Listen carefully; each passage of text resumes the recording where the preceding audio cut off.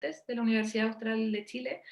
Quisiéramos agradecer a toda nuestra fiel audiencia que nos ha acompañado durante estos meses en esta propuesta que busca generar un espacio de reflexión, de intercambio, de conocimiento entre académicos y académicas de la facultad y también hacia el exterior y en relación también con los estudiantes. Y el tema de hoy es de oficios a disciplinas, ritmos y tramas.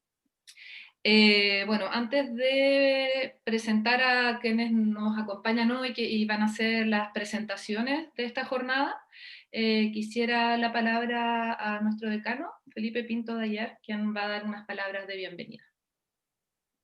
Gracias, María José, y muchas gracias a todas y a todos los que están aquí presentes y a los que han estado viniendo con una muy importante constancia y participando y tomando la palabra, sobre todo en la reflexión posterior a las presentaciones. Yo solamente quisiera limitarme a recordar que la próxima fecha, que es el 15, es la última de este primer ciclo de preguntas, y en ella se van a presentar trabajos de estudiantes de los cursos de la línea vinculante de la facultad. Así que el detalle lo podemos conversar después, pero va a ser interesante poder ver esos trabajos y que podamos también discutir y conversar en torno a ellos. Así que le doy la bienvenida a los participantes de hoy y a todos los que estamos aquí para aprender, para conversar y para reflexionar al final de esta sesión. Así que muchas gracias, Cote, y bienvenidos y bienvenida a todos. Gracias, Felipe. Bueno, también agradecer a Radio Watch que nos ha acompañado en las últimas sesiones y que nos permite salir por streaming a través de su Facebook y su YouTube y también el Facebook de la facultad. Así que, bueno, como decía, el tema de hoy es de oficios a disciplinas, ritmos y tramas, y la bajada es la siguiente. Se desprenden ritmos de la naturaleza y de los objetos, tales como tejidos o grabados vinculados a nuestro territorio. Tramas que se desprenden de escritos o relatos orales, urden historias, oficios de amarrar líneas, fibras o palabras. ¿Cómo se puede pasar del oficio a la disciplina tramando tramas? Para presentar a los 5 expositores del día de hoy, dejo con ustedes a María Jesús Román, quien va a hacer la introducción. Buenas tardes a todas y todos. El día de hoy nos acompaña Rodrigo Castellanos, académico de Artes Musicales y Sonoras. Él es licenciado en Jazz con especialidad en guitarra del Instituto Nacional de Bellas Artes de México y es magíster en Artes con mención en Composición Musical de la Universidad de Chile. También está con nosotros Alex Becker, que es académico del Instituto de Arquitectura. Es arquitecto de la Universidad Central de Chile y doctor en ámbitos de investigación en energía y el medio ambiente en la arquitectura de la Universidad Politécnica de Cataluña, Barcelona, España. Está con nosotros también Juan Carlos Olivares, académico del Instituto de Arquitectura. Es antropólogo de la Universidad de Chile, magíster en modelado del conocimiento para entornos virtuales educativos de la Universidad Austral de Chile y doctor en Ciencias Humanas, mención Literatura y Lingüística de la Universidad Austral de Chile. La única mujer del grupo, bienvenida Camila Mancilla, académica del Instituto de Arquitectura, es arquitecta de la Universidad Austral de Chile y de la Technische Universität de München, Alemania, y magíster en Patrimonio Cultural de la Pontificia Universidad Católica de Chile. Y por último, estamos con Víctor Ruiz, académico del Instituto de Artes Visuales. Es bachiller en Artes, mención Dibujo y Pintura, y profesor de Artes Plásticas de la Universidad Austral de Chile. Sean todos bienvenidos, bienvenida. Muchas gracias, Jesús. Entonces, vamos a comenzar con la presentación de Rodrigo. Hola, buenas tardes a todas y todos. Espero que estén muy bien y que tengan un buen inicio de año, que por lo que estoy viendo no comenzó tan tranquilo como uno se esperaba, pero bueno. Bien, yo voy a compartir la presentación que traigo.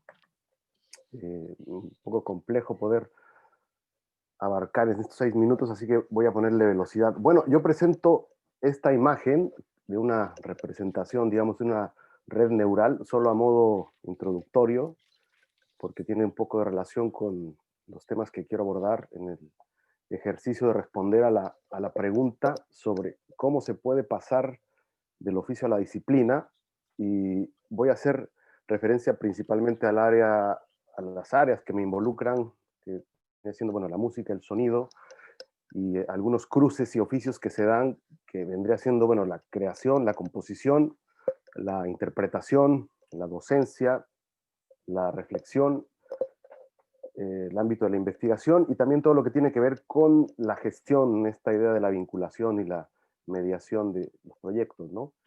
Pero que finalmente, bueno, son áreas que se pueden relacionar directamente con otros ámbitos de las disciplinas artísticas, ¿no? Bueno, principalmente de manera muy personal, yo considero que la música, antes de ser, digamos, entendida como un oficio o disciplina, yo la concibo como una experiencia directamente ligada a la expresión humana, en donde, a diferencia de cualquier oficio, o a modo como entendemos, digamos, esta idea de el oficio, y que, bueno, cuando principalmente el oficio atiende como a necesidades humanas de orden ligadas a lo material, ¿no? Es decir, el zapatero que hace zapatos, pues hace zapatos para caminar.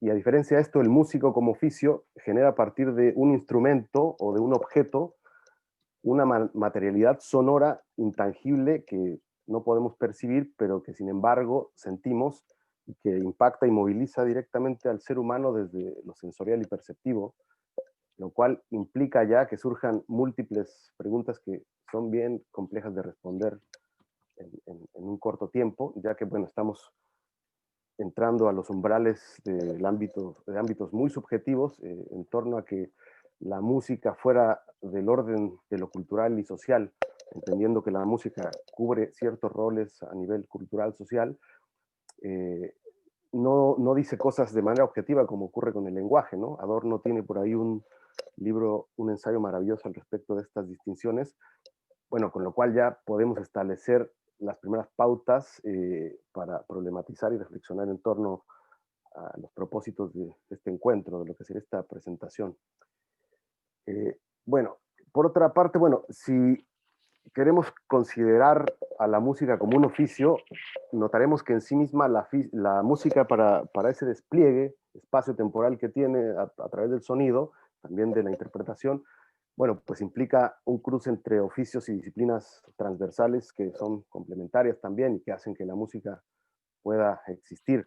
Por ejemplo, la figura del compositor musical, que sin esta idea de que hace la música, bueno, no existiría la música, ¿no? Pero también está el luthier como otro importante actor dentro de esta cadena de musical y sonora. Está el intérprete, está el arreglador o arreglista, el investigador, está el director musical, en fin, el diseñador sonoro. Y actualmente, bueno, ya existen también estas figuras del gestor, del informático, el investigador, con lo cual reafirmamos que más allá de tratarse de un oficio disciplina, bueno, la música en realidad, como lo he venido diciendo, es una expresión humana que implica que interactúen oficios y disciplinas diversas, ¿no? Y que finalmente la distinción entre un oficio y una disciplina, bueno, pues son las que ha establecido realmente la academia para un poco diferenciar ámbitos y niveles que en realidad tienen que ver más con la especialización.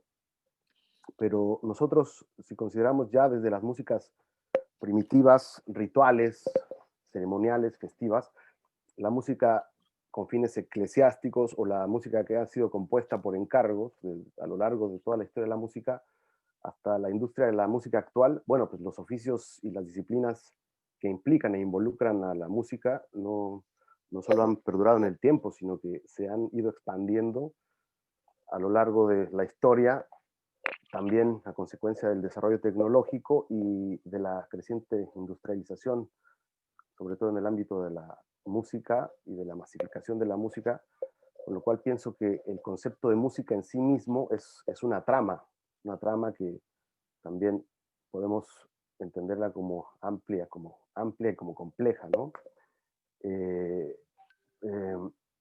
Y bueno, en este ejercicio de reflexión que he venido haciendo, y en ese cruce que se pueden establecer, que se establecen en realidad con diferentes disciplinas, bueno, la tecnología ha sido realmente determinante para que exista todo este desarrollo y que se abran estas posibilidades nuevas con oficios y disciplinas diversas que se van bifurcando en una suerte de red neural, como lo ponía al principio, ¿no?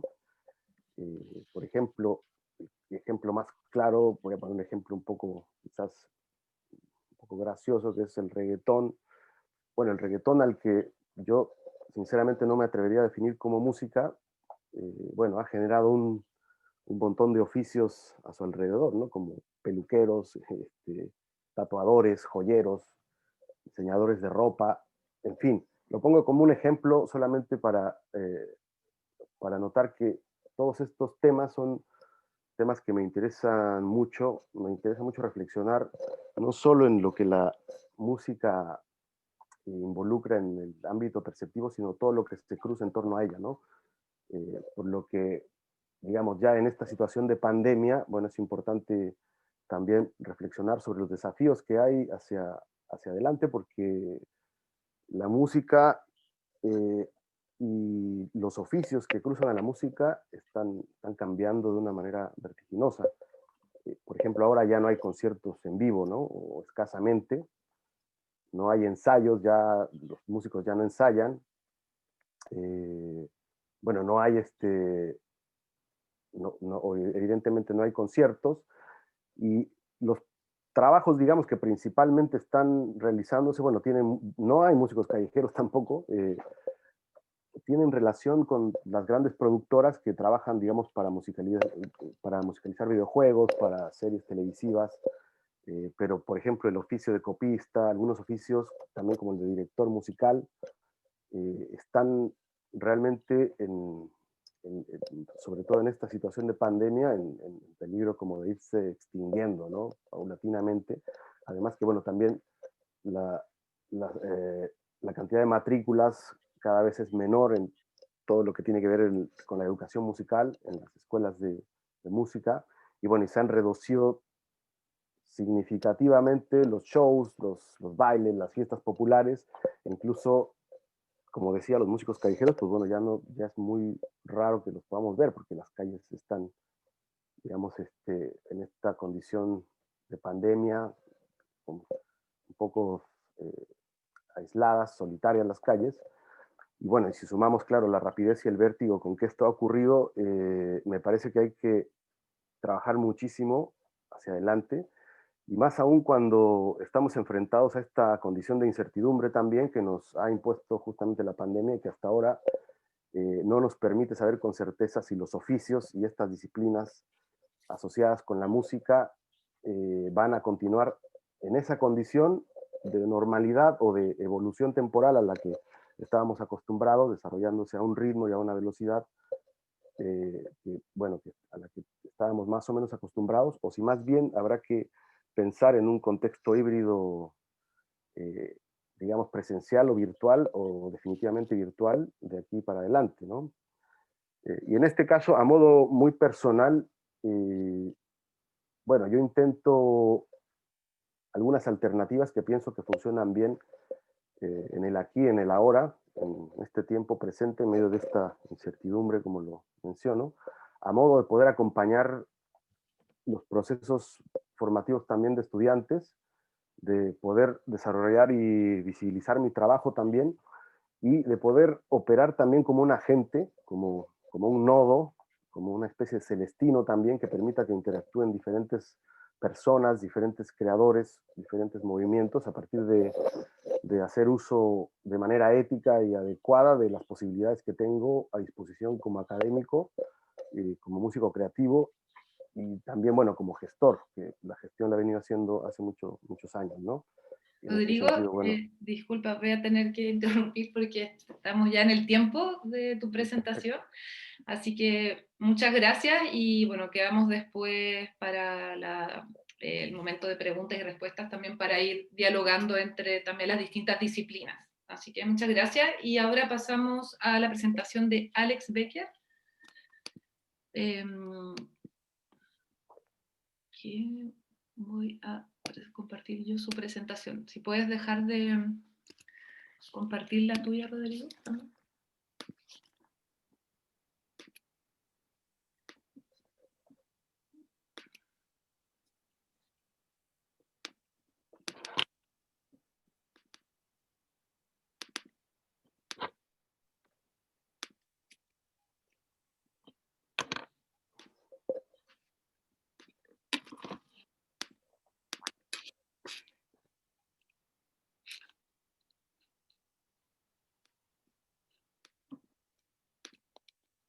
Aquí está la presentación de Alex. Entonces, cuando quieras, comienzas. Gracias. Si tú me das la partida ahora ya, para poder empezar Sí, a cronometrar. Ya. Bien, bueno, me pareció oportuno antes de indagar en algunas definiciones sobre los términos aludidos en el tema. Uno que tiene que ver con ritmo, por supuesto, que para mí tiene que ver con un orden acompasado en la sucesión y acaecimiento de las cosas. Lo quiero llevar a ese ámbito. Y el de trama que hace referencia al conjunto de hilos cruzados, enlazados con los de la urdimbre, forman una tela, ¿ya? Esto es importante. La siguiente, por favor. La siguiente. La trama y la ciudad, ¿no es cierto? Y el ritmo y la ciudad se pueden apreciar por todos. Básicamente es algo que no hace falta argumentar demasiado, sino que uno lo puede ver presente en el ámbito de la ciudad, en las calles, en las cuadras, en la conformación de las manzanas. Esta trama de la ciudad, ¿no es cierto?, que también es producto no del azar, sino que de una cosmovisión, de una manera de ver el hacer ciudad, ¿no es cierto?, que es en el fondo un gesto mancomunado, ¿ya?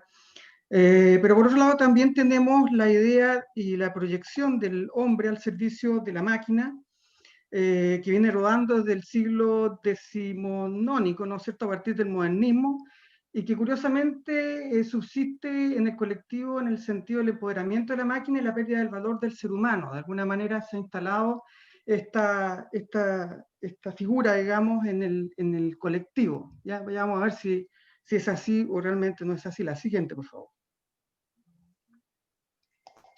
Bueno, este colectivo que de alguna manera, ¿no es cierto?, tiene que ver con un orden implicado, un orden complejo, en oposición al orden cartesiano, un orden cuántico de un universo holográfico, no atribuible solo a la percepción de nuestros cinco sentidos clásicos, sino que también atributos y características como la inteligencia, el conocimiento, la conciencia, que no estarían supeditados al individuo. Habría un colectivo, a su vez, que manifiesta estos atributos y se caracteriza en un orden implicado, ¿no? Esto no lo invento yo, ya lo habían inventado la década del 50 y posterior, ¿no es cierto? La siguiente, por favor. Bueno, pero esto también nos lleva a preguntarnos si esto tiene que ver con el ser humano, tiene que ver con el orden que de alguna manera prevalece en las ciudades y en los sistemas, y que tiene que ver de alguna manera con los pensamientos que se vuelcan hacia afuera en las relaciones humanas. Entonces siempre está implícito el componente ético y moral, ¿no es cierto?, que tiene que ver con esto de la sociedad y cómo la sociedad establece en su conjunto normas que rigen las conductas de las personas y de los individuos en sociedad, ¿no? Y esto es importante porque de alguna manera nos hace vivir de una forma bien determinada. El orden implicado no solo se manifiesta en la mayoría, sino que es el todo también. En el orden implicado está todo, es la fuente de lo humano de forma integral y más. Lo ético y lo no ético está allí en ese orden implicado. Lo que ocurre allá, en el otro lado del mundo, es posible de ser percibido acá y viceversa. La siguiente, por favor. Bueno, todo es vibración. Nuestro organismo codifica y decodifica vibraciones, nuestro cerebro y nuestros sentidos nos conectan con esa vibración, y la vibración es mensaje, el orden implicado es vibración, la trama y el ritmo son el orden implicado, el emisor es a la vez el receptor. La siguiente. De este orden implicado, ¿no es cierto?, se puede uno tomar o de alguna manera poder explicar qué pasa con la concordancia de estas ideas de movimientos sociales que se han dado alrededor de todo el mundo y en particular también en Chile a partir del octubre del año pasado. ¿El pacto social sería el equivalente a la moral social? Estas son preguntas. La crisis del sistema está, digamos, en este sentido, no alcanzo a ver la imagen. La crisis en el sistema político, en el sistema público, en el ámbito privado, también en las universidades, tiene que ver con esto. ¿Cuál es la solución? ¿Debemos encarar esta situación o mantener un status quo? La siguiente, por favor. En encuesta, digamos, es interesante porque el año 2015 en adelante, o sea, 2012 al 2015, subió la percepción de los chilenos de que los políticos, ¿no es cierto?, los organismos públicos eran muy corruptos. Más del 57% el año 2015 pensaba eso. El 91% de las personas, ¿no es cierto?, decían que los políticos le daban poca o nula confianza para resolver los problemas en el año 2019. Y sin embargo, a nivel mundial, la percepción de esta corrupción era totalmente distinta a lo que perseguía la gente en el país. Por lo tanto, también hay una componente del orden implicado que tiene que ver con la localidad. La siguiente, por favor. Y una también componente que tiene que ver con que este orden implicado, esta percepción que tienen las personas a nivel mundial, ¿no es cierto?, estaría o no transgredido por la oficialidad de las cosas. En este mapa aparece, ¿no es cierto?, lo que sería el año 2019, los países más corruptos de la Tierra, y en los colores más oscuros serían los países más corruptos, los más verdes los menos corruptos, cosa que ya todos nos empezamos a sospechar, ¿no es cierto?, hoy en día, el 2020 o 2021. La siguiente, por favor. Entonces, esta urdiembre social, ¿no es cierto?, se manifiesta en todo ámbito, no escapa a ello el ejercicio profesional y, por supuesto, el ejercicio de la docencia y del trabajo interdisciplinario. ¿Cómo se establece una relación en un contexto de pérdida de la confianza? ¿Cada uno se retrae o todos colaboramos con un fin común? La siguiente, por favor. El tejido social, la trama y el ritmo han sido violentados o dan muestras de estar agotados o desgastados. La estructura está en cuestionamiento profundo, el sistema en conjunto está en cuestionamiento, política, religión, economía y salud, educación, todo al parecer está colapsado, las confianzas están dañadas, casi colapsadas. ¿Sí o no? La siguiente, por favor. Bueno, es preciso, ¿no es cierto?, reflexionar. ¿Qué es lo que queremos como sociedad? ¿Qué es lo que queremos como seres humanos? En este lugar, en este país, en nuestra ciudad, ¿qué queremos en educación? ¿Qué queremos en salud? ¿Qué queremos en el ámbito culto? ¿Qué queremos? ¿Qué caminos debemos seguir?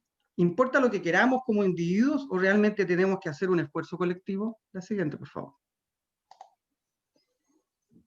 Si existe acuerdo en algo hasta ahora, sería necesario establecer la confianza en las cosas, en el medio, en el otro, en la otra. ¿Se puede realizar o restablecer las confianzas sin dialogar? Sin reconstituir un sistema de creencias, una trama u orden implicado en las personas. ¿Cuál es el rol de la universidad en esto y de nuestra facultad en específico? La fractura es tal que no se puede partir de lo efímero. Hay que llegar a la base de todo, hay que llegar a la esencia, ¿o no? Más profundo aún, ¿se puede construir una realidad coherente si no es coherente con lo que se piensa, con lo que se reflexiona? La siguiente. No es preciso, ante todo, ser primero coherente uno o una. ¿Cómo puede sintonizar con lo correcto si hago lo incorrecto? El sistema de creencias personal o colectivo responde a múltiples variables en su formación, no obstante llega a un punto en que hay que preguntarse, ¿qué he o hemos obtenido de su aplicación? ¿Dónde estamos? ¿Mejor o peor? ¿Hacia dónde nos conduce? ¿Hacia mí o nuestro ideal o no? La siguiente, por favor. La educación, Alex, filosofía. ¿Sí? puedes ir cerrando que ya estamos en el tiempo. Bien, la tecnología llegó para quedarse. La siguiente, por favor. pasando rápido nomás, quiero llegar a la última prácticamente. Las redes sociales también tienen que ver con esto de lo implicado. La idea de la inclusividad, la idea de la colmena, el panal, y quiero terminar con estas dos frases que son importantes, que nos llevan a poder, digamos, dar un paso adelante. No son mías, son de Albert Einstein. La vida es muy peligrosa, no por las personas que hacen el mal, sino por las que se sientan a ver lo que pasa. Y la otra que dice que una locura es hacer la misma cosa una y otra vez esperando obtener resultados diferentes. Si buscas resultados distintos, no hagas siempre lo mismo. Eso es, gracias. Muchas gracias, Alex. Continuamos entonces con la presentación de Juan Carlos Olivares, por favor.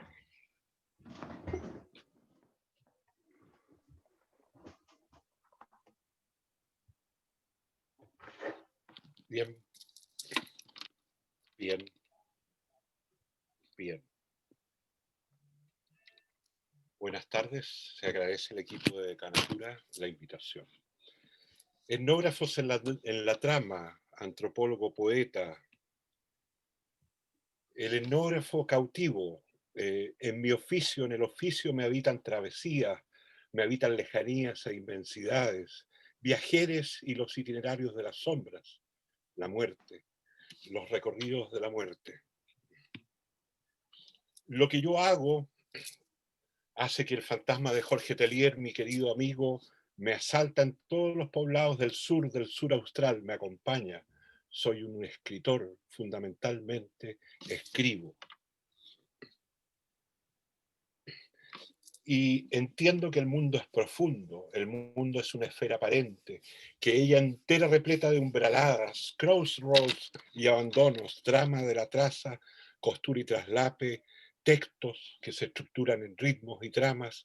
El mundo es una metáfora y está allá afuera, alejado, lejos, y que necesito un viaje, viajar, irme, salirme, y eso implica un movimiento interior profundo que demanda un sacrificio, generalmente, casi siempre, porque salgo al abismo del tiempo cósmico, me multiplico en muchas dimensiones, soy muchas personas, soy etnógrafo. Debo romper el umbral y cruzar al otro lado, debo transformarme. Mi oficio me obliga a ser otro, en un ejercicio delirante que muchas veces en épocas de crisis mi psiquiatra intenta prohibirme, que no me salga de mí, que no sea otro, que no sea distinto, que no sea diferente. Pero yo no le hago caso y sigo siendo otros. Y este viaje tiene que ver con un despliegue del sujeto en la inmensidad, en la pura y plena inmensidad. Esta es la inmensidad de Pampa Seca, la inmensidad de Pilcainilleu en Pampa Seca.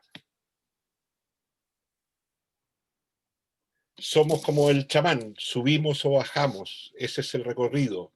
Vamos en diagonal, vamos perpendiculares, vamos en trazas distintas, en ritmos distintos, en ondas, bajamos y subimos. Es el recorrido del chamán.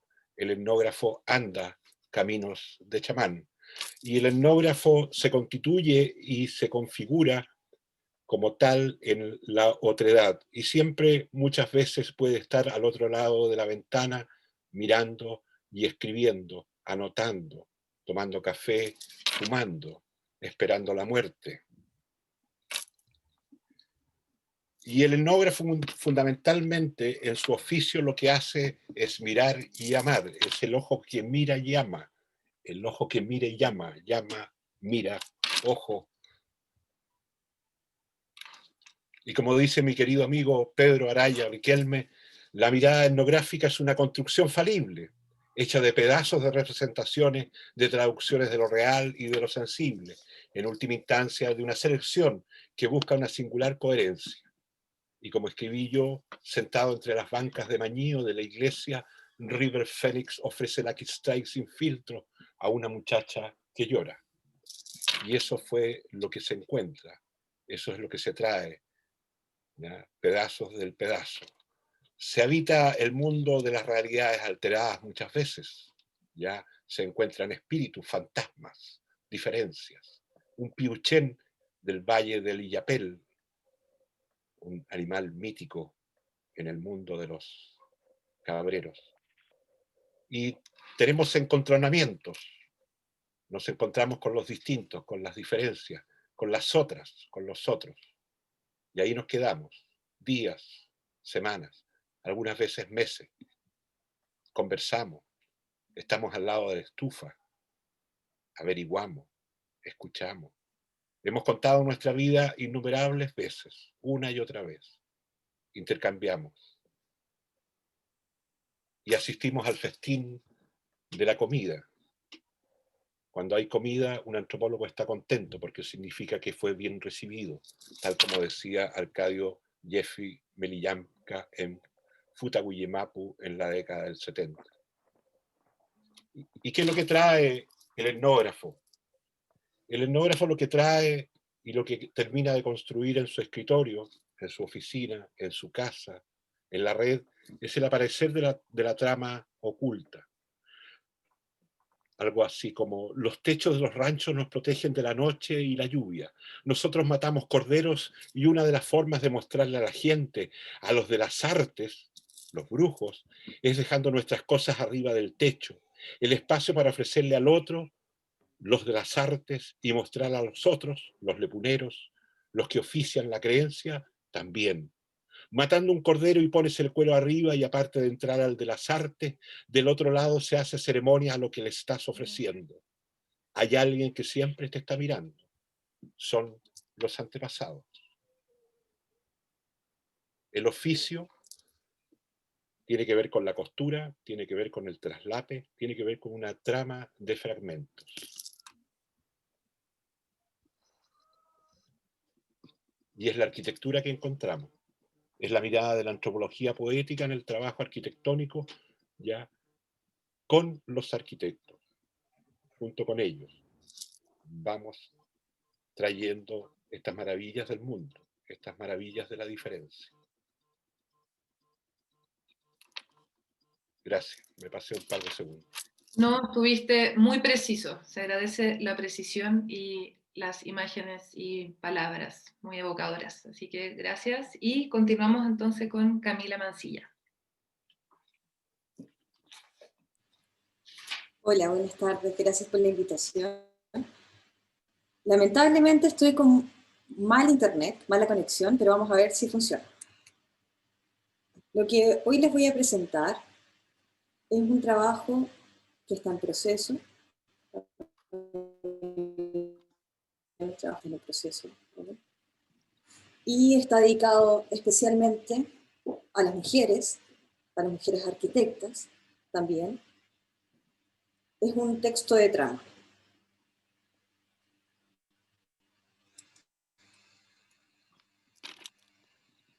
¿Se ve? Ahí sí. Sí. ¿Se escucha? Sí. Habitaciones fragmentadas. La arquitecta es hija de la yuxtaposición de la cultura y de las geometrías vividas, de sus ambientes de infancia, aglutinadas con la palabra de otros espacios domesticados, fragmentos de mundos que se ocultan, memorias, experiencias y aprendizajes de mundos ajenos. La disciplina es la palabra. Otros mundos, imaginarios arquitectónicos oscilantes que buscan extremar los límites de la palabra. Secretos repletos de reglas, matrices, normas y leyes. Ellos, de forma paradojal, buscan ocultar la energía vital que ocurre al interior de una habitación. El oficio es una habitación. Allí la vida misma transcurre. La arquitecta es una alquimista que aplica, ordena, superpone las habitaciones repletas de cajas apiladas que se transfiguran. Luego, como una maga, la arquitecta intenta develar secretos. El bisturí es la gravedad, y con ese filo separa, alarga, une, extiende la caja propia, la repleta con fragmentos de las vidas de otros, hablando por sus pieles, yugulando por sus corredores, mirando por sus vanos, caminando en la techumbre de la nostalgia. Así, como cada caja es un alma llena, es un recipiente desordenado y artificioso, vestidos con los recortes que la arquitecta como arqueóloga va mirando y acumulando. A veces piensa quedarse, mantenerse, habitar durante un tiempo en esa imagen, en esa mirada. La yuxtaposición de aquellos elementos debe hacer durar esa experiencia, y luego de ella oculta su vida en esos fragmentos. Maquilla con hojas de papel de diario las pestañas densas de la mañana. Con el recuerdo trágico rasca el cielo y el mar para poder sostener sus piernas. Voces disonantes de otros mundos llegan en ese momento. En este oficio no existe la casualidad, es pura alquimia. Voces disonantes, tragedia putrefacta, recortando con musgo los últimos recuerdos, aquellos ensamblados con imágenes robadas, imágenes de las vidas anheladas, el deseo. Los ingredientes son las cajas. Vuelan y vuelan las cajas. Definitivamente no hay lugar, solo hay cajas. Ellas siempre buscan su lugar y se van de nuevo, porque la mujer es nómada en esencia, pertenece a esos tiempos de la ligereza y la partida. Las habitaciones como cajas, imágenes mentales, no hay límites entre la realidad y la ficción. El secreto es la habitación, una caja vacía y profunda, donde todo entra, todo se entremezcla y se ordena, según mi receta. Muchas gracias. Muchas gracias, Camila. Pasamos entonces a la presentación del último expositor de esta tarde, que es Víctor Ruiz. Víctor.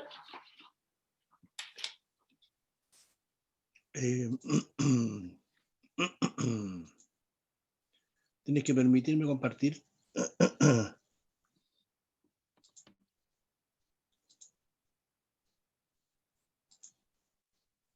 Ahí está. Ok.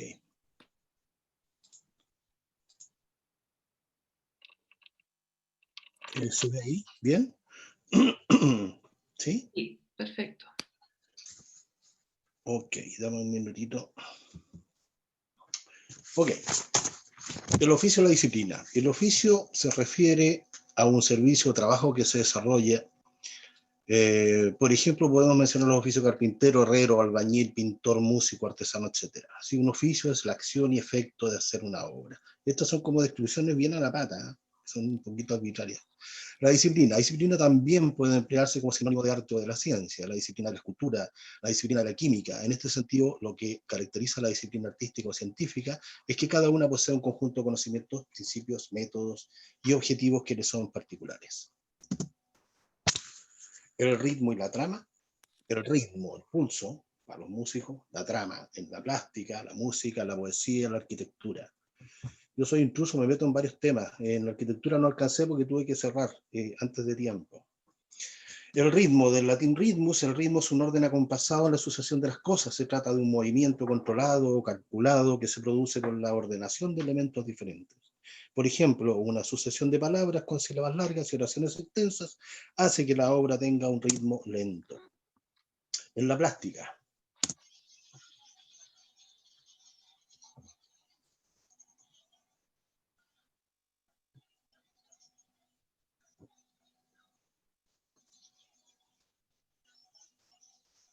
La trama o grafismo surge de la necesidad de recrear los elementos en 3 dimensiones, en un plano que solo tiene 2, es decir, nace para crear el efecto de volumen en la pintura, especialmente en el trazo del lápiz contra el papel.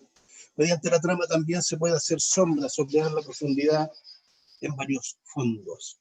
Etimológicamente, trama significa hilos enredados o entretejidos. Y en el mundo del arte mantiene su significado más explícito, solo que estos hilos son representados de manera pictórica. Nuestras experiencias visuales nos permiten identificar los objetos por el conocimiento de la forma y la textura. Esta es la apariencia externa, el aspecto, la rugosidad exterior que presenta la superficie de un material u objeto. Puede ser visual o táctil, y tiene variables tonales producidas por mezcla óptica. Se trata de fenómenos de orden sinestésico. La trama es una textura gráfica resultante de la partición del plano, en el cual, al repetirse constantemente el motivo, provoca un ritmo de áreas ilimitado. Actúan sobre el soporte dibujando signos, la línea o el punto, habitualmente como único soporte. La fotografía, y en la fotografía, por ejemplo, este personaje, ¿qué trama con esa trama, no? en esa textura. En la fotografía también podemos hablar claramente de las texturas, y en este caso, particularmente en este caso, también en la interacción de los sentidos de las disciplinas. Este montaje e instalación que tiene un tiempo ya, donde había sonido ambiente y música grabada, mientras que en el centro de la sala, bajo la pirámide iluminada y con textos poéticos de una poeta valdiviana, se observaba el ojo del artista sumergido en una bandeja con agua que al caminar producía la impresión de movimiento. ¿Y qué pasa con el ritmo en la poesía? ¿Ah? ¿Qué pasa? Y golpea y golpea y golpea, un poema de Jan Arp. Y sigue golpeando y otra vez y así a continuación, y una vez, dos veces, tres veces, hasta 1000, y vuelve a empezar con más fuerza y golpea la gran tabla de multiplicar y la pequeña tabla de multiplicar, y golpea y golpea y golpea, página 222, página 223, página 224, y así a continuación hasta la página 299, pasa a la página 300 y continúa por la página 301 hasta la página 400, y golpea esta vez una vez hacia adelante, dos veces hacia atrás, tres veces hacia arriba y cuatro veces hacia abajo, y golpea los 12 meses y las 4 estaciones y los 7 días de la semana y los 7 tonos de la escala y los 6 pies de los jambos y los números pares de las casas, y golpéalo todo, y la cuenta está hecha y es 1. ¿Y el ritmo en la música? El compositor Erwin Schulhoff, checoslovaco de ascendencia alemana, contribuyó a la efervescencia del panorama artístico germano de los años 20. Años muy prolíficos e interesantes en Berlín particularmente. Son muchas las obras que lo identifican como un creador rupturista y particular. ¿Cómo no celebrar que, tomando como inspiración o referencia algo tan íntimo y sensible como el placer, componga su sonata erótica en 1919? ¡Qué atrevimiento y sentido del humor tan maravilloso!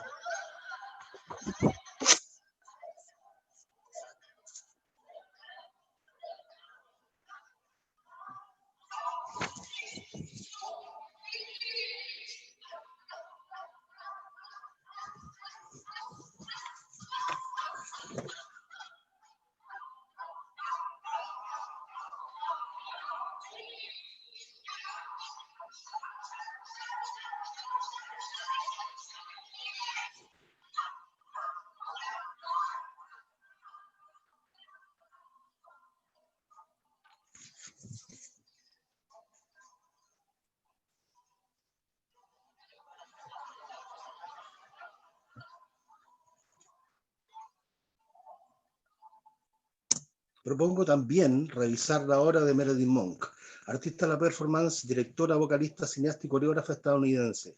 En este pequeño extracto podemos ver el gesto, el ritmo y la trama presente en la propuesta performativa, donde interactúan la música, la danza y la actuación.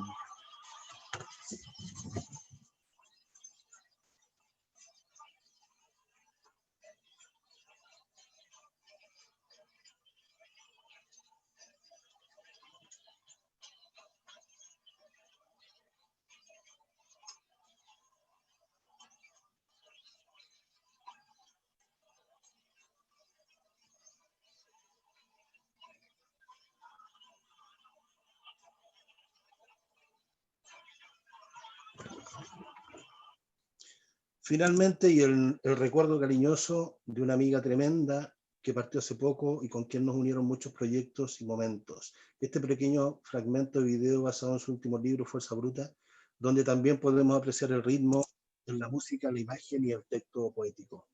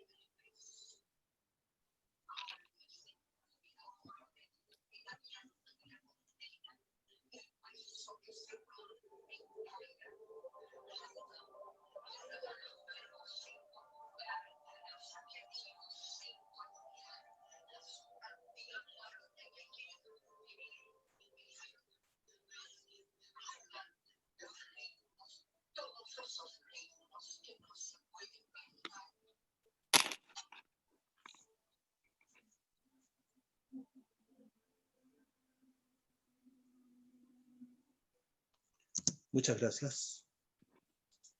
Muchas gracias, Víctor, a todos y a todas por sus interesantes presentaciones que a la vez dialogan muy bien entre sí, ¿no? Y que nos enfrentan a preguntas y a dilemas.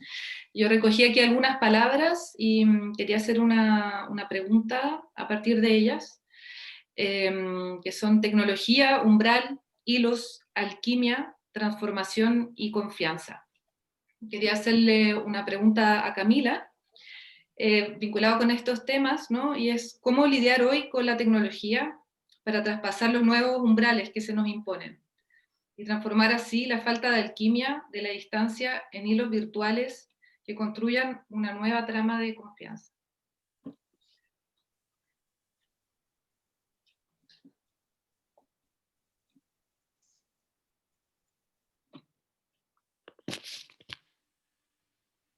Bueno, puede ser también para alguien más, o agarrarse de alguno de estos conceptos que siento que Sí, están vinculados como a la contingencia, ¿no? De los oficios y las disciplinas. la tecnología es un ingrediente más del alquimista. El alquimista va a existir toda la vida. Y no creo que los lazos se separen, sino se termina la sociedad, absolutamente. Vamos a necesitar siempre de tramas directas y tramas virtuales, recuerdos y ancestros. Y nunca vamos a dejar de existir, nos vamos a convertir en otro tipo de materia probablemente. La tecnología es un ingrediente más, por supuesto. Sí. Gracias. ¿Alguien más quiere comentar en relación a...? ¿Sí, Alex? A mí me gustaría comentar algo bueno, felicitar a los colegas por sus presentaciones maravillosas. La tecnología, a mi modo de ver, tiene una componente verdadera y una componente falsa, por así decirlo.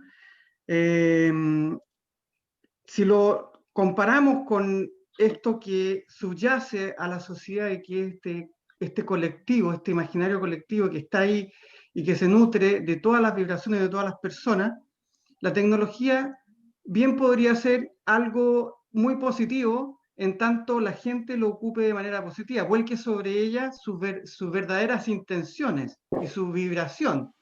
Sin embargo, si no ocurre de esta manera, puede ocurrir como un distractor, una nube que lo envuelve todo y que hace perder la percepción de la realidad, ¿ya? Y me refiero con la tecnología, no solamente la tecnología de las máquinas, sino que la tecnología de lo mediático, la tecnología de las redes sociales, la tecnología de la inteligencia artificial, que muchas veces es bastante tonta y que nos hace, digamos, meternos en un mundo que nos aleja de la percepción real de las cosas. Entonces, yo diría que la tecnología no es que sea peligrosa, pero bien utilizada es un potenciador y mal utilizada es un devastador elemento, digamos. Eso. Gracias. Felipe, creo que quería hacer un comentario. Gracias, Cote. No, bueno, ya ha ido tomando forma la conversación. Solamente quería como listar, digamos, algunas notas sueltas que me parecen importantes como para intentar conectar, pero luego podemos volver quizás al tema de la tecnología. Me llama la atención también cuando Rodrigo inicia hablando del oficio, cosa que hace también Víctor al final con una definición un poco literal, ¿cierto? Que ellos lo presentan así también, entendiendo el oficio como un para qué. Y en el caso de la música y del arte en general, viene la pregunta, bueno, ¿y cuál es la utilidad, digamos, ¿no? Ahí creo que es importante no olvidar también la utilidad de lo inútil, ¿no? Como ha mencionado el filósofo italiano. También creo que, por ejemplo, en el caso del arte hay un oficio interno, ¿no? De los quehaceres propiamente musicales o visuales que están dentro de ese quehacer, de esa disciplina como objeto o como actividad performática, además, que no responde a un concepto utilitario. Luego Alex también mencionó algo que me llamó mucho la atención, que tiene que ver con este orden implicado, concepto que no conocía. Voy a indagar en eso. y habla de que hace alusión a esta unidad, ¿cierto? A esta vibración, a este ritmo, a esta cosa de esencia. Y también de alguna manera en su discurso me da la sensación de que apunta como a dar vuelta a la página de una era como de la deconstrucción, del análisis, para entrar a un terreno de una reconstrucción, o de volver a construir, pero no de construir el orden establecido anterior, digamos, o el status quo anterior, sino que de volver a construir algo nuevo. Juan Carlos hizo una presentación bellísima, donde nos narra un viaje, un trayecto en movimiento de una experiencia humana, habla de un recorrido y de un traslape, que es un término muy bonito que también en la música existe, digamos, que es cuando un instrumento se empieza a desvanecer y otro instrumento emerge y se produce esta mezcla, digamos, y se pierde la identidad. Se pierde, por decirlo de alguna manera, el ego del instrumento y queda una esencia sonora que transmuta, que viaja de un individuo a otro. Y también en relación al ritmo y al tiempo, me da la sensación, se desprende de lo que escucho de Juan Carlos, que de alguna manera el tiempo es un continuo, y digamos la experiencia son hitos que van puntuando ese continuo temporal y van creando un ritmo, y ese ritmo genera un registro, una memoria. También habla de una trama oculta, quizás eso es un tema en que me gustaría preguntarle más adelante si pudiera abordar un poquito en eso. Para seguir solamente, Camila hace algo muy bonito con su presentación también, donde rompe el esquema del formato pechacucha, de la imagen fragmentada o discontinua, ¿cierto? Y nos presenta una imagen continua, o más o menos continua por la conexión, creo, pero una imagen en movimiento que tiene un ritmo y que dialoga, digamos, con la narración que va construyendo. Y finalmente, Víctor también, bueno, retoma el tema de la trama, de la textura en distintos ámbitos. La textura musical, por ejemplo, tiene que ver con jerarquías de la percepción. Imagino que ocurre en otras disciplinas también, son jerarquías de qué es lo que es figura, qué es lo que es fondo, qué es lo que está aquí, pero en el caso de lo visual tiende a ser más inmediato. En el caso de la música necesita del tiempo. Es decir, textura implica ritmo, trama necesariamente implica ritmo, en el caso de la música por ser un arte temporal. Bueno, y sigue Víctor, digamos, con su presentación de distintos parámetros, cómo se cruzan, cómo se van hilvanando esos parámetros y se relacionan y se diferencian en distintos ámbitos. Entonces, creo que hay hartas cosas para conversar. Anteriormente se habló sobre la tecnología, hay varias cosas sobre la mesa. A mí me queda sonando el tema de la trama oculta. Quizás me gustaría a lo mejor preguntar directamente en eso a Juan Carlos, o a quien quiera tomar la palabra.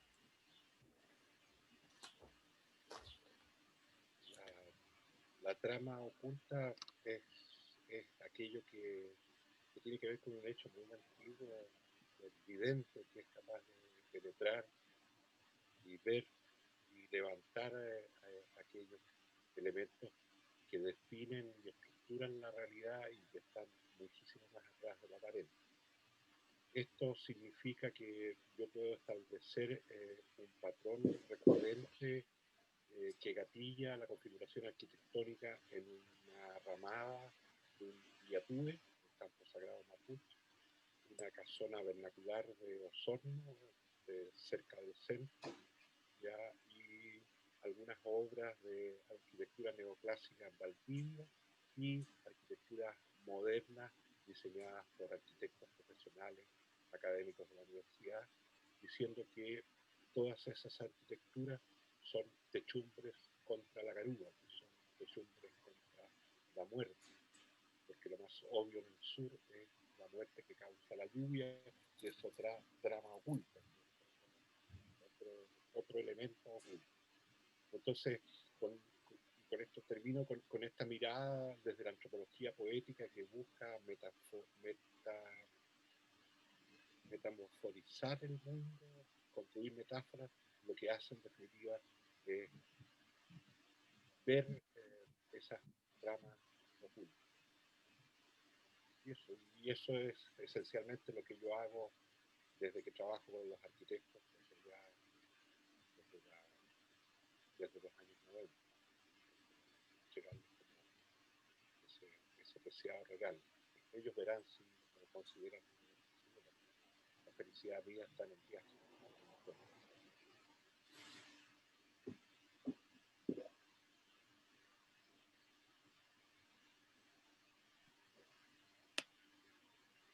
¿Hay alguien más de los panelistas, participantes, que quisieran referirse a alguno de los temas abordados o a alguno de los asistentes que quisieran? Sí, Víctor.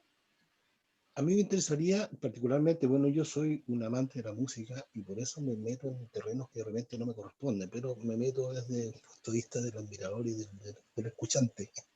Pero particularmente en varias disciplinas se habla del tema de la tecnología.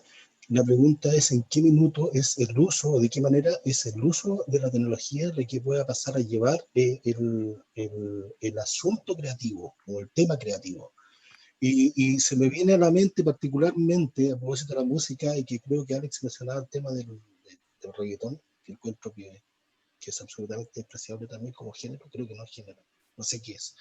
Entonces también está este tema del famoso autotune, que hay un montón de gente cantando sin cantar nada, y que parece que pasa por un filtro. Lo mismo podríamos decir, por ejemplo, en la gráfica, o con la llegada y la introducción de los programas digitales como por ejemplo Photoshop, recuerdo haber visto una tesis hace muchos años atrás, donde la tesis versaba sobre una fotografía, y la tesis era, el trabajo completo era aplicar cada uno de los filtros a la misma fotografía, y lo encontré de una pobreza infinita.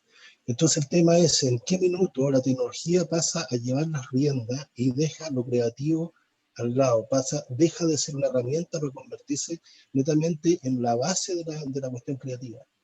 Eso me gustaría preguntar a la gente de las diferentes disciplinas.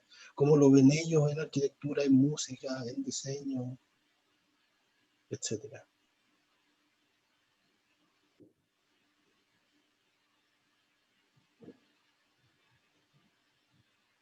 Sí, es una buena pregunta, Víctor. Yo creo que, como lo había comentado Camila, yo creo que la tecnología tiene que ser un medio que sirva como de apoyo para la construcción de tus propias ideas, más allá de que se le vea como una herramienta que tenga un fin concreto, ¿no?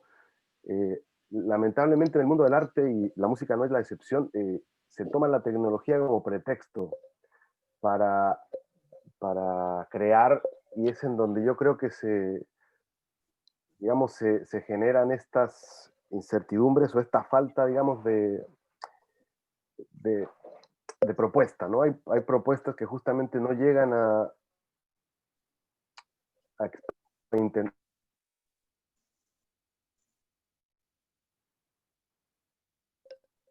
consiguiendo.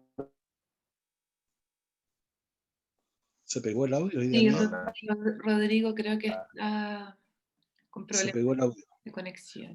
¿Podría desconectar la cámara para contestar? Sí, voy a desconectar la cámara porque ahí se oye bien. Tengo muy mala señal acá bueno, eso, lo que decía es que es un peligro, claro, porque actualmente hay una dependencia en la tecnología, no solo en el campo de la música, que viene siendo también una trampa, porque en el fondo, cuando nosotros utilizamos los programas, estamos utilizando interfaces, pero uno de los grandes peligros es cuando no conocemos lo que subyace por debajo de esas interfaces, ¿no? Y yo creo que es muy importante que desde el arte, que el artista tenga esa responsabilidad también de comprender justamente cómo se tejen las tramas por debajo de las superficies, ¿no? Para poder tener un uso de la tecnología que tenga una relación directa con el universo de las ideas y no como un fin para crear o para hacer o para producir, ¿no? Que es lo que ocurre muchas veces, sobre todo, bueno, yo lo veo en el campo de los medios audiovisuales y la música. Pero bueno, siento que debe ser un medio, 100%.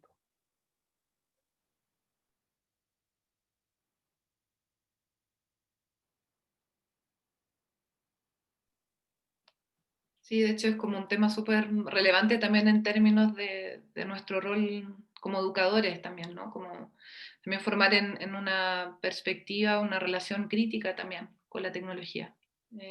A los estudiantes que muchos de ellos tampoco tienen ese distanciamiento porque también nacieron en una época donde todo eso ya era parte de su cotidiano y de sus comunicaciones como personales, ¿no? No solo en el ámbito al que se están formando.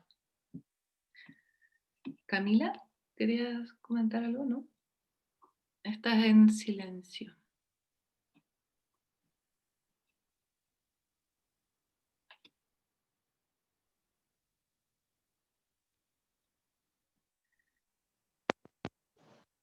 Uy, perdón, que estoy en celular. ¿Ahí sí me escuchan? Sí. Ya. Yo creo que una cosa es la tecnología y otra es la virtualidad. Son cosas absolutamente opuestas.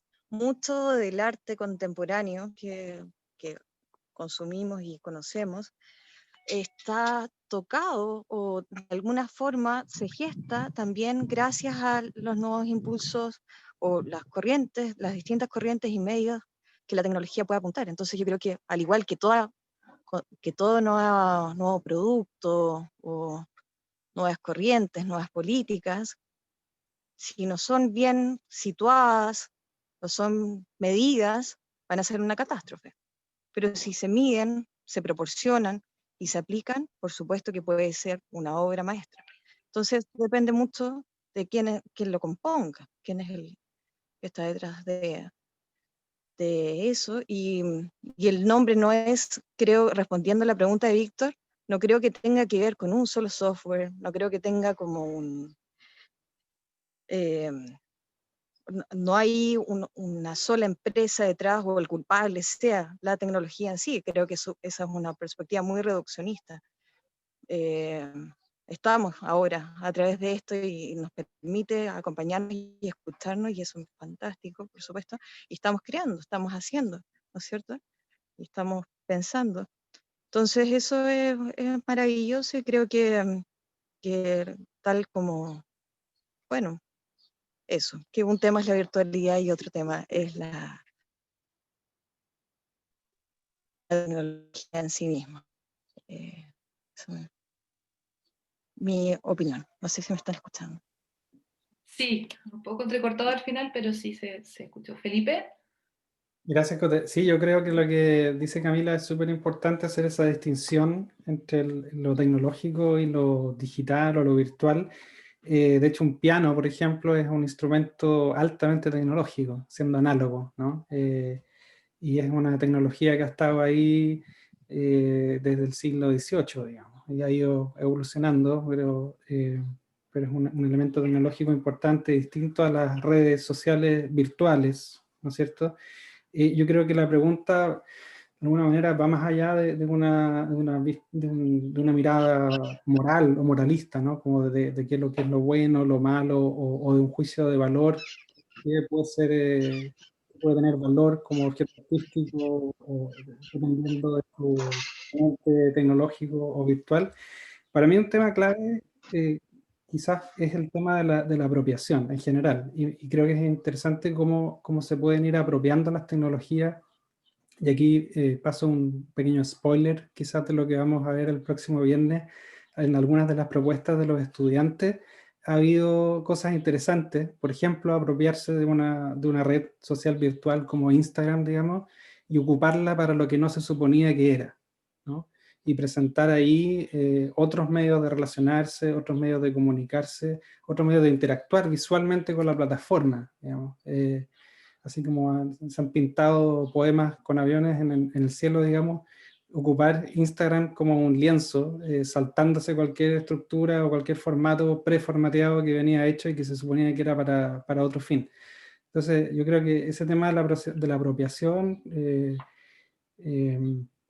digamos, para mí, digamos, de la genuina apropiación tecnológica o cultural, digamos, cuando se toma, por ejemplo, un molde o una influencia, una estética europea y se resignifica digamos, se transforma en algo propio que no hace referencia o que no hace, digamos, una especie de reverencia a ese posible origen, sino que lo transforma y lo, digamos, con una merecida falta de respeto incluso, ¿no? Entonces, eso creo que es un tema interesante en términos de la relación que podemos tener con la tecnología y con lo digital.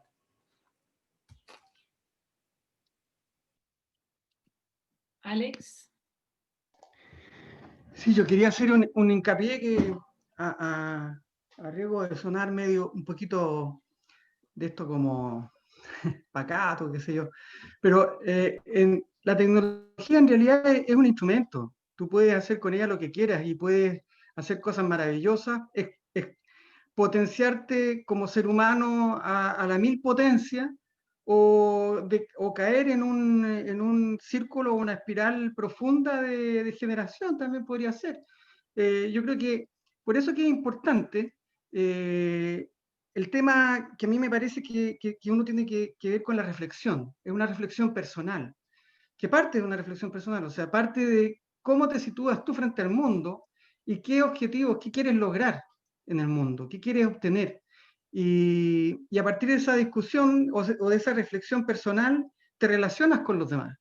Y la tecnología es un instrumento. Y si esa relación con los demás fructifica en algo positivo, fantástico. Y media la tecnología para poder potenciar esa relación y se pueden hacer cosas maravillosas. Y si es negativo, pueden ocurrir cosas espantosas también. Entonces, no hay que, yo creo, demonizar la tecnología. Aquí lo que hay que hacer en realidad en estos tiempos que son convulsos, llenos de situaciones que se han desbordado por todos lados, lo que hay que hacer es, en el fondo, es reflexionar, mirarse al espejo como ser humano, mirarse al espejo como sociedad, mirarse al espejo como individuo, como padre de familia, como soltero, como mujer, como hombre, como lo que sea, pero mirarse y reconocerse, saber dónde se quiere ir y establecer caminos. Y para eso la tecnología es un útil, una herramienta.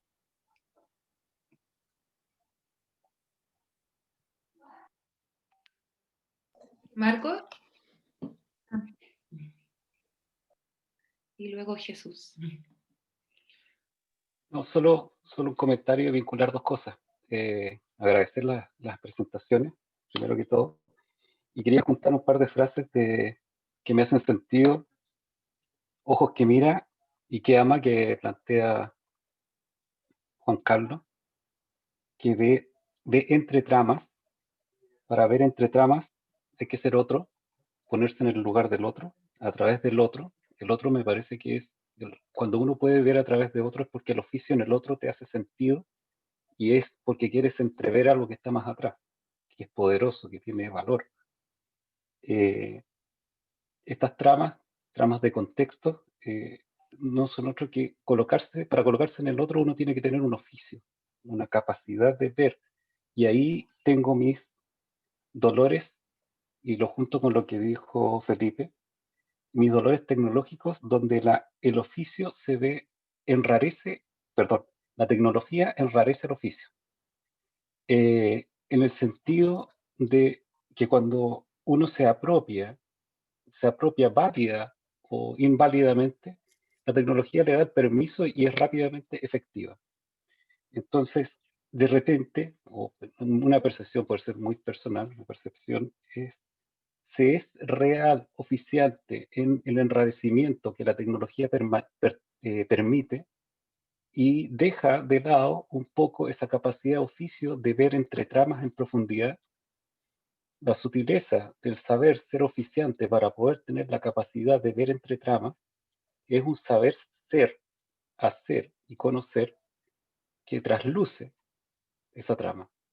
La tecnología, para mi gusto, es una herramienta maravillosa, pero tiene este estándar del doble juego de que muchas veces enrarece el oficio. Una percepción personal, la tiro a la mesa y quedo con eso por el concepto que también planteó Felipe, esa facilidad del irrespeto, que tiene también ese doble juego en el diálogo del conocimiento y de la serie de saber.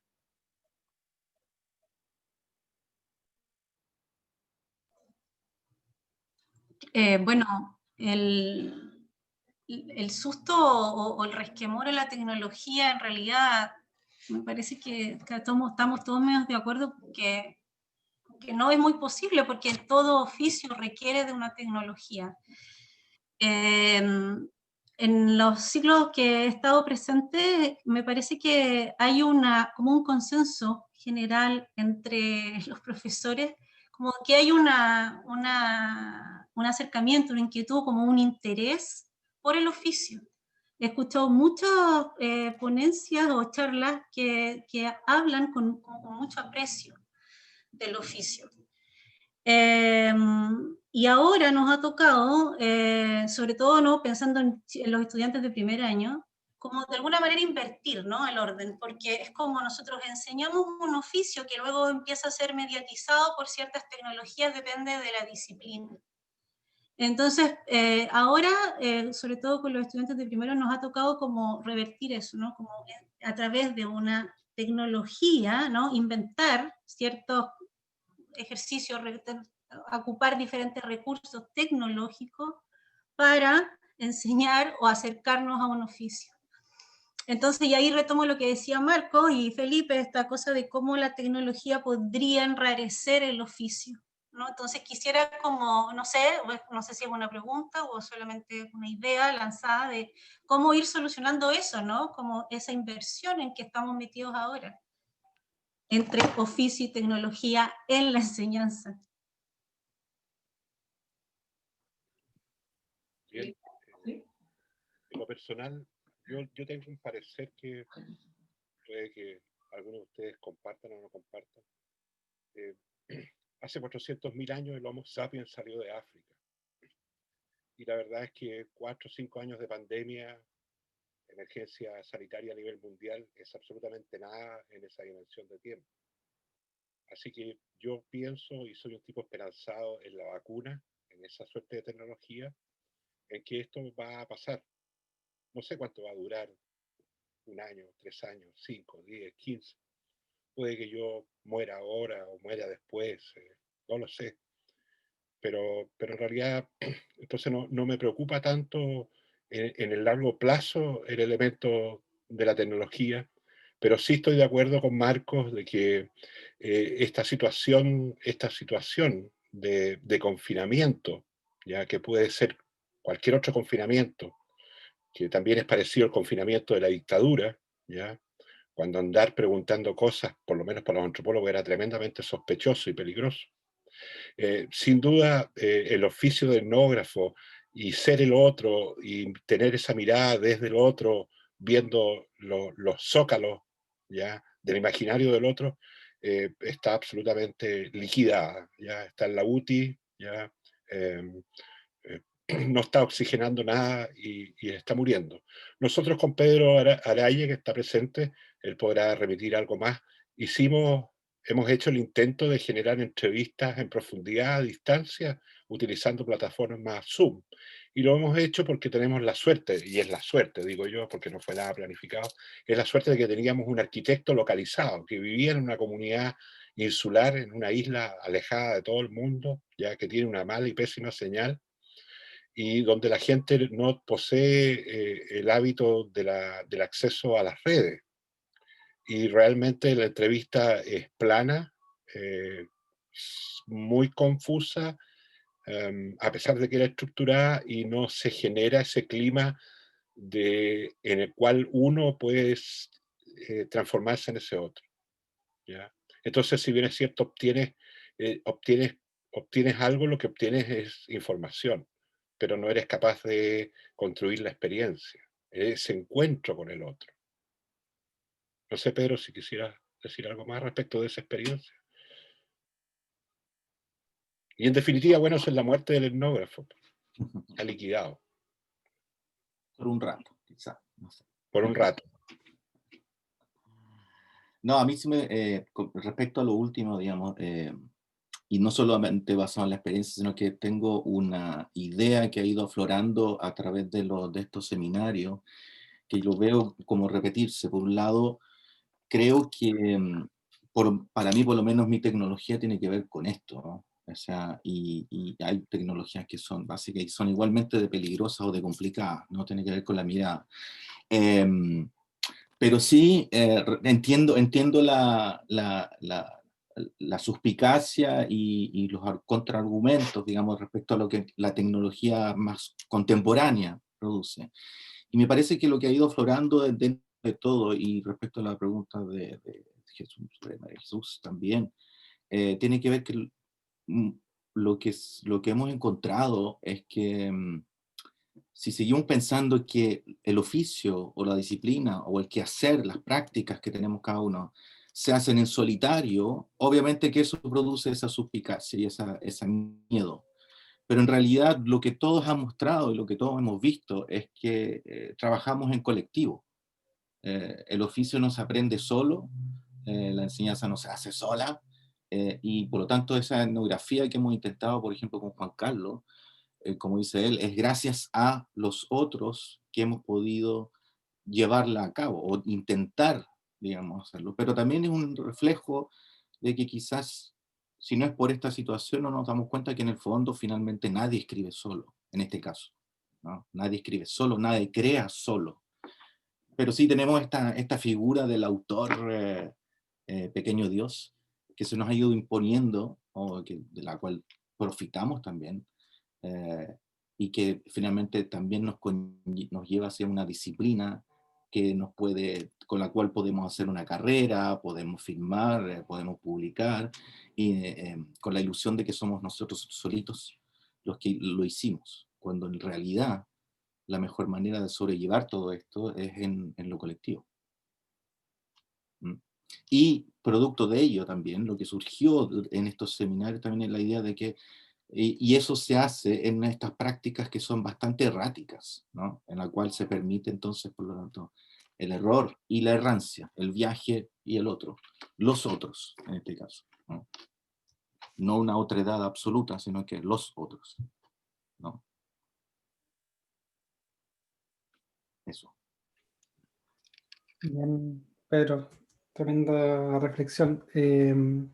Creo que también Marcos abrió una beta interesante, deja un 3 puntos suspensivos. Yo creo que esta conversación sigue. Me pareció interesante lo que planteó sobre el enrarecimiento mediado por la tecnología, ¿no? Que gatilla lo fácil, la multiplicación, repetición o exacerbación del artificio, ¿no? Que es muy fácil entrar en eso.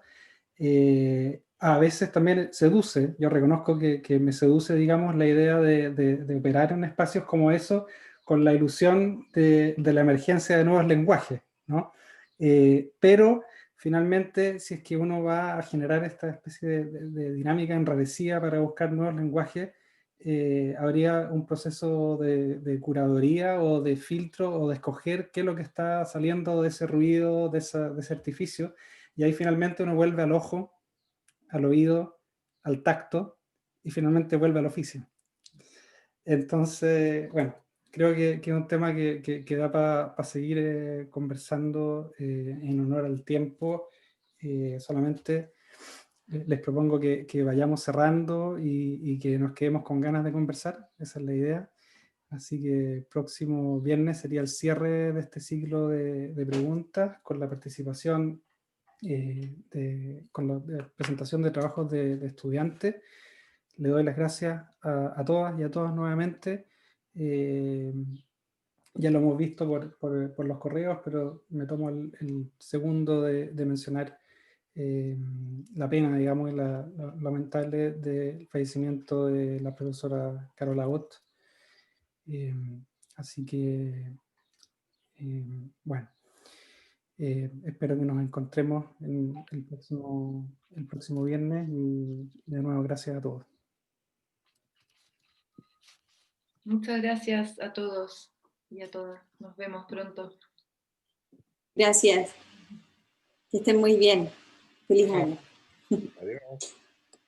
Chao, hasta luego.